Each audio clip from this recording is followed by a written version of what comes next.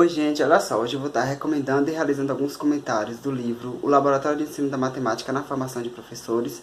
Foi um livro organizado por Sérgio Lorenzato. Antes de tudo, eu vou pedir para vocês deixarem um like pro vídeo, se inscreverem no canal, assistirem outros vídeos já publicados, tá comentando, tá compartilhando, e dessa maneira a gente vai fortalecendo mais esse espaço para estar refletindo sobre educação matemática. Então, além dos post-its que eu já organizei aqui, fui destacando o que eu achei importante no livro, interessante, eu também organizei um roteirozinho aqui, vou seguir porque são muitos detalhes, eu não vou nem conseguir adentrar em toda a discussão proposta pelos autores dos capítulos. Sérgio Lorenzato organizou o livro em 8 capítulos, todos os capítulos vão ter por base, evidentemente, a temática do Laboratório de Ensino da Matemática, mas vai ter uma diversidade de reflexões aí. Eu separei aqui o que eu fui identificando à medida que eu fui lendo. Vai ter discussões sobre materiais didáticos, sobre a implementação de um laboratório de ensino da matemática, materiais manipuláveis como recursos didáticos, geometria no laboratório de ensino da matemática, vai ter uma ênfase para as dobradoras e os softwares, laboratório de ensino da matemática nas universidades e laboratório de ensino da matemática e as tecnologias de informação e comunicação. Gente, posto isso, para quem tem interesse aí nas discussões acerca do laboratório de ensino da matemática, é um livro bastante recomendado para todos nós, porque ele propõe essa diversidade de reflexões aí. Além disso, ele é um livro com a leitura bastante tranquila. Eu deixei na descrição do vídeo os títulos e os autores de cada capítulo.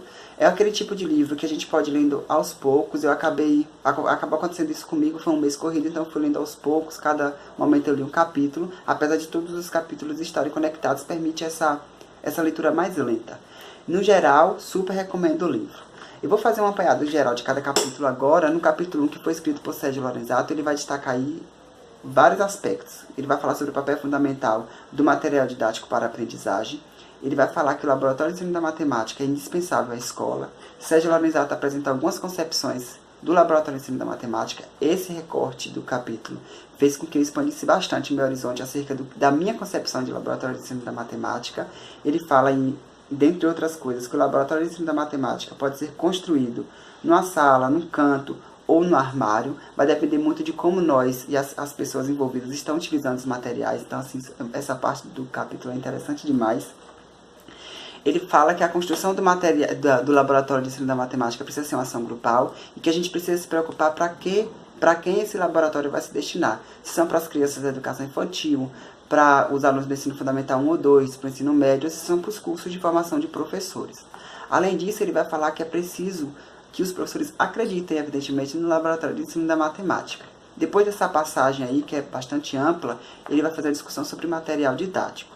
Em síntese, Sérgio Lorenzato destaca que o material didático é qualquer instrumento útil ao processo de ensino-aprendizagem.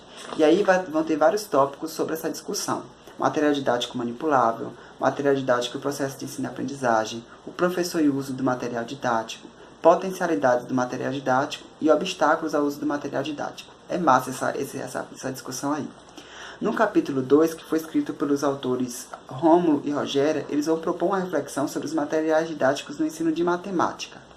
E aí eu vou deixar na descrição do vídeo, na descrição do vídeo um recorte sobre o capítulo que fala sobre essa reflexão. Eles vão sugerir algumas atividades também e eles sinalizam alguns cuidados básicos que a gente precisa ter para estar utilizando esses materiais didáticos. Deixei também na descrição essa discussão. O capítulo 3 foi escrito por 2 autores, Ana Maria e Geraldo, e eles discutiram sobre a implementação de um laboratório de educação matemática para apoio na formação de professores. Durante o capítulo, eles discutem sobre a formação de professores de matemática. Eles vão propor uma discussão sobre a expressão laboratório de matemática. Essa parte do capítulo é bastante interessante. Eu deixei na descrição de vídeo um recorte para vocês terem uma ideia.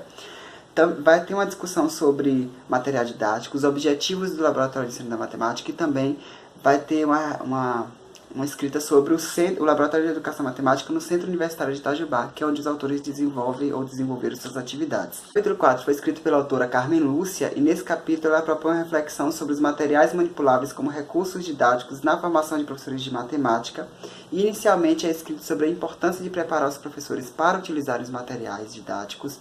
É um recorte do capítulo bastante interessante. Na sequência, a autora escreveu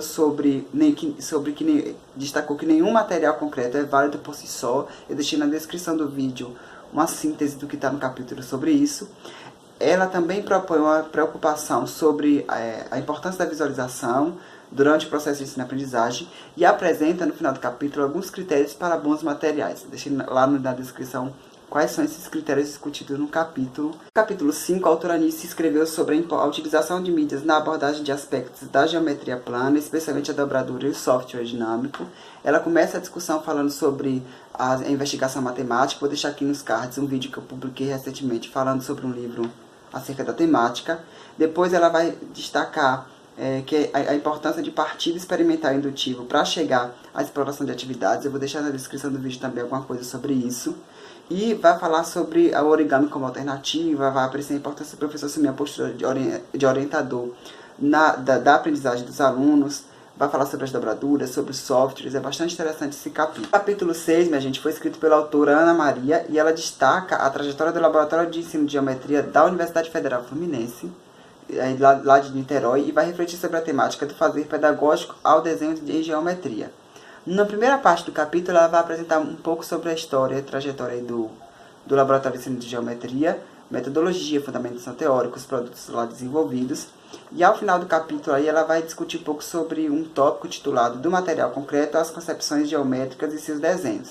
Então vai aparecer aí alguns obstáculos cognitivos que podem ser construídos a depender de como o material ele é utilizado. Ela fala um pouco sobre os blocos lógicos e sobre os modelos de poliedros. É um capítulo bastante interessante, principalmente essa parte dos blocos lógicos, que ela apresenta as possibilidades de surgimento de obstáculos cognitivos. É interessante. O capítulo 7 foi escrito pelas autoras Nilza e Maria Terezinha, e elas descrevem a trajetória do Laboratório de Ensino de Matemática da Universidade de Brasília. Esse capítulo é dividido em duas partes. Uma primeira, que é intitulada Dos Primórdios até 1992, então as autoras falam sobre a parte inicial do laboratório lá da Universidade de Brasília, e a segunda parte, que é o laboratório atualmente. Então é bem interessante esse capítulo numa perspectiva histórica.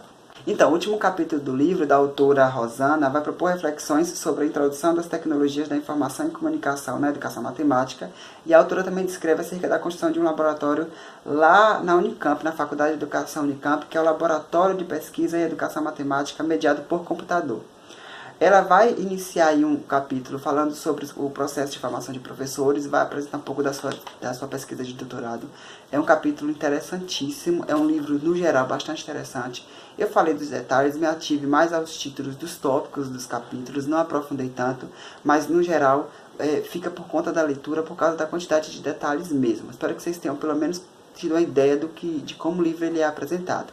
Muitíssimo obrigado por mais uma vez estarem comigo, assistindo os vídeos, pelos comentários que eu tenho recebido, pelas mensagens que eu tenho recebido. Muito obrigado e até a próxima.